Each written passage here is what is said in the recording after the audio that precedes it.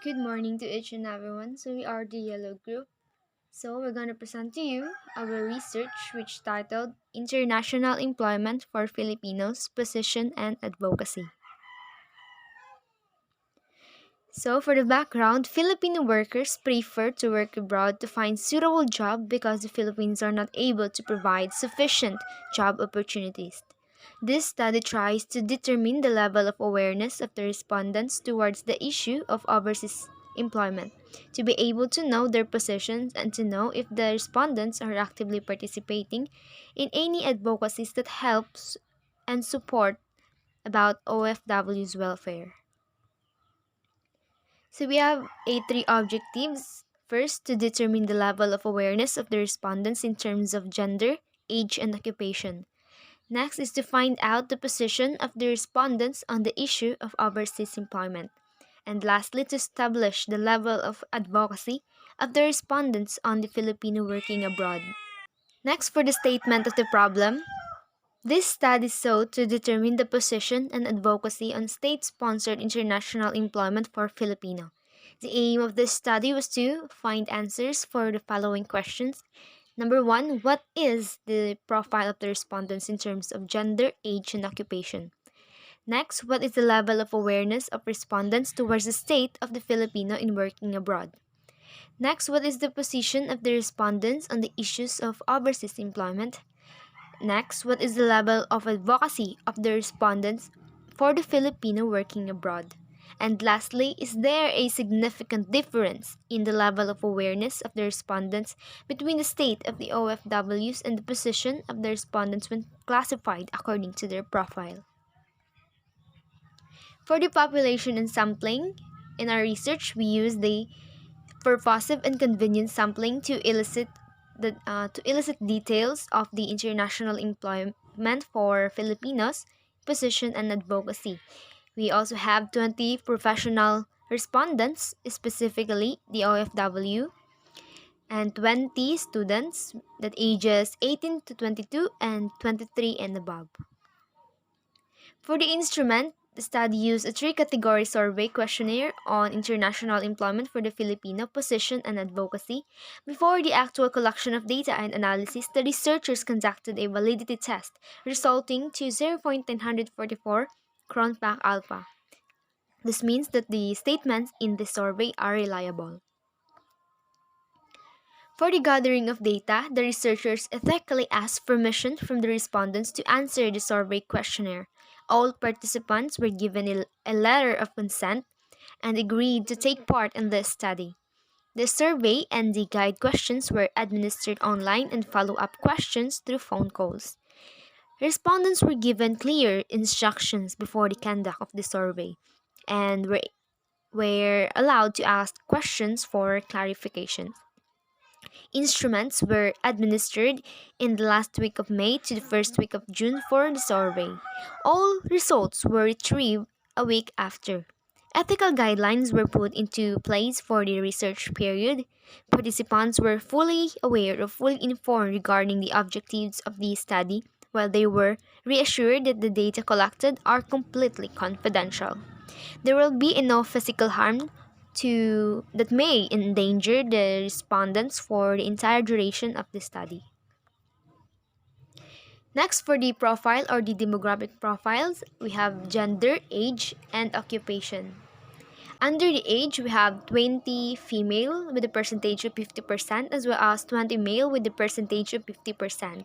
Under the age of 18 to 22, we have 19 respondents with a percentage of 47.5% as well as 23 and above respondents. We also have 21 with a percentage of 52.5%. And for the last, the occupation, we have 22 professional respondents with the percentage of 55% as well as 18 rather student respondents with percentage of 45%. Next, for the result and discussion, question number 2, what is the level of awareness of the respondents towards the state Filipinos in working abroad? So the table indicates the response of the respondents in the given statements under the category of level of awareness. The first statement receives high remarks with the mean response of 3.36. The second statement receives moderate remarks with the mean response of 2.89. And the last statement receives higher remarks with a mean of 3.40. Therefore, the respondents are aware and agree that the Philippine economic status in terms of employment is not enough to support all newly graduates and to secure the safety of the Filipino workers. For question number 3, what is the position of respondents on the issues of overseas employment? So the table shows the result of the position of the respondents in different demographic profiles on issues of overseas employment. The statements are categorized into two parts. First, convincing the Filipino workers to work abroad, and the second is convincing the Filipino workers to work first in the Philippines. All respondents give high remarks to the given statements. It means that the respondents are agreed with the both sides. So for question number 4, what is the level of advocacy of respondents for the Filipino working overseas? So in the table shows the result of the level of advocacy in terms of occupation. The professional respondents and the student respondents both give high remarks with a mean of 3.34 and 3.22. Therefore, the respondents, both professional and students, are actively participating in any advocacy relating to the overseas Filipino workers or overseas employment, maybe through sharing opinions or giving, sharing news or criticizing government policies whenever they lack of response to the OFW issue, or voting officials that has a platform related to So we have OFW's here welfare. The tables for the level of awareness, position of the respondents, and the level of advocacy in different demographic profile.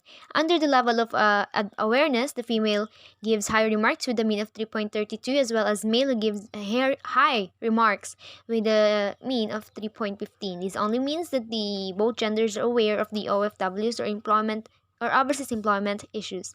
Next, still on the level of awareness, the under the ages 18 to 22 also gives high remarks with the mean of 3.35, as well as ages 23 and above who also gives high remarks with a mean of 3.22. This also means that um, the respondents in terms of age have high awareness related to overseas employment issues. Next, still on the level of awareness under the occupation, the professional respondents gives high remarks with a mean of 3.36, as well as the student respondents gives high remarks with a mean of 3.4. This also means that the respondents under the occupation, both professional and respondents, have high level of awareness when it comes to OFW issues or the overseas employment issues. Maybe they are aware that the Philippines are not able to provide or give the industries or industry. They are aware that the Philippines are not able to provide sufficient job opportunities to the newly graduated Filipino workers. Next is the position of the respondents. For under the gender, the female gives very high remarks with a mean of 3.61, as well as the female who gives a high remarks with a mean of 3.52. This only means that both genders have their own stand regarding the issue of the overseas employment and the overseas Filipino workers' welfare. Maybe they are favored with the Filipinos should work first in the Philippines. Next, for the age, we have ages 18 to 22 who gives high remarks with a mean of 3.46, as well as ages 23 and above who gives a 3.22 mean response. For the occupation, the professional respondents gives high remarks with a mean of 3.35, as well as students who gives a high remarks with a mean of 3.26. This only means that the respondents in terms of occupations have also their own stand regarding the issue of the Filipino workers. Next, for the level of advocacy under the gender, the female gives high remarks with a mean of 3.48, as well as the male gives high remarks with a mean of 3.41. This only means that both genders are actively participating in any advocacy relating to overseas employment issues or the overseas Filipino workers' welfare and safety.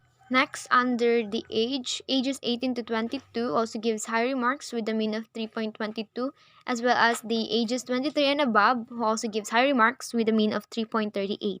Therefore, these respondents under age are also participating or joining different advocacies relating to overseas employment, maybe through sharing um, news or giving in opinions or criticizing government policies whenever there are lack of response regarding the issue of overseas employment.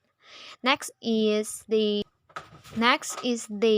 occupation for the professional who gives high remarks with a mean of 3.34, as well as the student respondents who gives a high remarks with a mean of 3.22. This only means that the respondents in terms of occupation also participating in different advocacy that helps or support the OFW welfare or about the overseas employment issues, maybe through sharing or giving opinions, criticizing government policies whenever there are lack of response, or voting officials that has a platform that will help the overseas Filipino workers. So for demographic question number 5, the table shows that there is a significant difference in the level of awareness on the position of the respondents and to the level of advocacy of the respondents. We're grouped according to gender. There is also a significant difference in level of awareness of the respondents, the position of the respondents, and to the level of advocacy when we're grouped according to age. And lastly, there is a significant difference in the level of awareness of the respondents, the position of the respondents, and to the level of advocacy when respondents are grouped according to their occupation. This means that in every category, the gender, age, and the occupation matters, especially when it comes to awareness of the OFW's issue.